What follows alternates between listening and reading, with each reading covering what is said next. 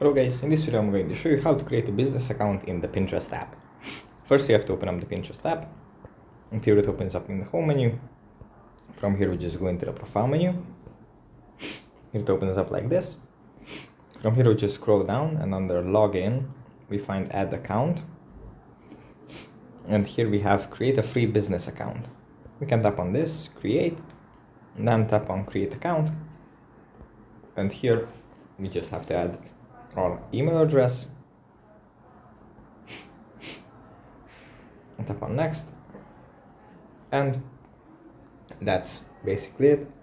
Afterwards we can just continue with Google, select the account, and